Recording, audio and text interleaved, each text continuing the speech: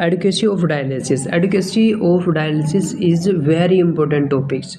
क्यों ये इतना ज़रूरी होता है कि हर किसी को इसके बारे में पता होना चाहिए, ठीक है। तो adequacy of dialysis very important topic, आइए जानते हैं इसके बारे में, ये क्यों ज़रूरी होता है, इसके बारे में हमें क्यों पता होना चाहिए, ठीक है।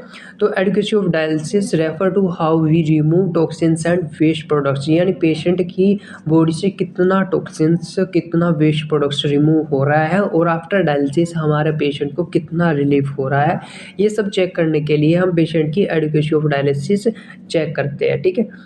तो उसे कैसे मेज़रमेंट करेंगे, ठीक है। इसको मेज़रमेंट करने के लिए हमारे पास ये फॉर्मूले होते हैं, ठीक है। Like urea kinetic modelling, UKM, KTYV and urea reduction ratio, ठीक है। What is KTYV? तो क्या होता है KTYV? जो हम मशीन में भी सेट करते हैं KTYV के it's mean urea clearance of dialysis ml पर मिनट और लीटर पर हावर, राइट। तो यूरिया क्लियरेंस किस पे डिपेंड करता है? जो डायलिसिस हमारा रहता है, डायलिसिस के पोर साइज और स्पेसिफिकेशन पर, और जिसका डायलिसिस का सर्विस एरिया है उस पर डिपेंड करता है यूरिया का क्लियरेंस, ठीक है। T means time of dialysis, patient की डायलिसिस आपने कितने आवर्स की लगाई है, ठीक है। V volume of dissolve urea in the body, आपकी बॉडी में कितना यूरिया डिजोल्व है, यानी जो वाटर रहता है, वाटर हमारा 70% बॉडी में रहता है, ठीक है। तो वाटर के अकॉर्डिंग यूरिया क्या है? यूरिया एक वेस्ट है, और यूरिया का जो डाल्टन वेट रहता है वो कम होने के कारण, यानी यूरिया का डाल्टन वेट कितना है? 60 डाल्टन वेट। तो 60 डाल्टन वेट होने के कारण यूरिया हमारी बॉडी के पूरी बॉडी में डिजोल्व होता है, यानी हमारी जो सेल होती है, डाल्टन वेट कम होने के कारण हमारी ये सेल में भी पाया जाता है यूरिया, ठीक है। अब हाउ टू कैलकुलेट KTYV, इसको फॉर्मूले में कैसे रखते हैं, ठीक है, वो जानते हैं।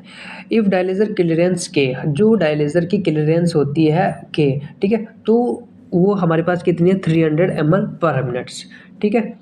डायलिसिस की क्लियरेंस के का मान पता चल गया। अब टाइम ऑफ डायलिसिस, कितने आवर्स की डायलिसिस होगी? 3 आवर्स की। पेशेंट का वेट कितना? 70 kg, ठीक है। अब इसको हम फॉर्मूले में रखते हैं, ठीक है। के का हमारा मान कितना है? 300 ml एंड जो टाइमिंग हमारा 3 आवर्स को हम मिनट में कन्वर्ट कर लेंगे, यानी 60 minute equal to 60 minute into 3 equal to 180 minutes हो जाएगा, ठीक है। अब KT में इसका मान रखेंगे equal to 300 into 180 equal to 54,000 ml, ठीक है। तो इसका जो KT का मान आ गया, कितना आ गया? 54,000 ml। अब इसको हम क्या करेंगे? ml को लीटर्स में कन्वर्ट करने के लिए 1000 से डिवाइड कर देंगे, ठीक है। तो 1000 से डिवाइड करने पर कितना आएगा? ये इजकल टू 54 लीटर्स है। KT का मान कितना आ गया हमारा? 54 लीटर्स, ठीक है। अब KT का मान हमें पता चलेगा। अब हमारा रहेगा V का मान। तो V का वॉल्यूम हमें निकालने के लिए पेशेंट का हमें वेट पता होना चाहिए, ठीक है। पेशेंट का वेट हमारा कितना है? 70 kg। तो जो 70 kg है, पेशेंट के 70 kg वेट के अकॉर्डिंग, किसी का भी कितना भी वेट हो पेशेंट का, ठीक है, तो पेशेंट के वेट के अकॉर्डिंग 60% बॉडी में वाटर रहता है, ठीक है। तो यहाँ पे हम क्या करेंगे? 70 को 60 से मल्टीप्लाई कर देंगे, ठीक है। तो 70 इंटू 60 बाई 100, यानी 60% वाटर रहता है ना, तो 60 बाई 100 इजकल टू 40 लीटर्स, ठीक है। V का मान कितना आ गया हमारा? 42 लीटर्स, ठीक है। अब इसको फॉर्मूले में रख देंगे हम KT/V, यानी equal to 54 by 42 equal to 1.3। It's good dialysis, यानी मेज़र कैसे करेंगे कि डायलिसिस अच्छी हुई है? जो स्टैंडर्ड रहती है KTYV का मान जो होता है 1.2 मोर होता है, तो 1.3 हमारा ये आ गया है, ठीक है, KTYV का मान। तो इसका मतलब क्या होगा? डायलिसिस बहुत अच्छी हुई है, ठीक है। अगर 1.2 स्टैंडर्ड रहता है, अगर 1.2 से अबव आ रहा तो भी इसका मतलब डायलिसिस अच्छी हुई है, ठीक है। अब बात करते हैं यूरिया रिडक्शन रेशियो की। तो यूरिया रिडक्शन रेशियो निकालने के लिए हमारे पास ये फॉर्मूला है, इस फॉर्मूले को आप अच्छी तरह याद कर लो, ठीक है।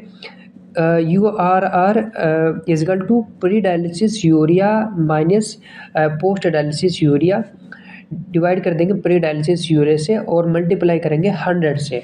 तो हमारे पास है यूरिया पेशेंट का 100 mg पर DL, यानी डेसीलीटर, ठीक है। पोस्ट जो डायलिसिस यूरिया है पेशेंट का वो 40 mg पर डेसीलीटर है। तो U R equal to 100 minus 40 divide कर देंगे 100 से, मल्टीप्लाई 100, ठीक है। तो U R equal to 0.6 into 100, तो ये इजकल टू 60% आएगा।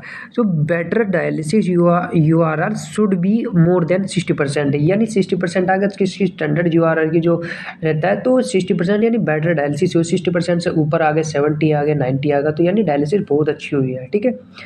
ठीक है, अगर वीडियो अच्छी लगी तो लाइक करना, सब्सक्राइब करना। Thanks for watching.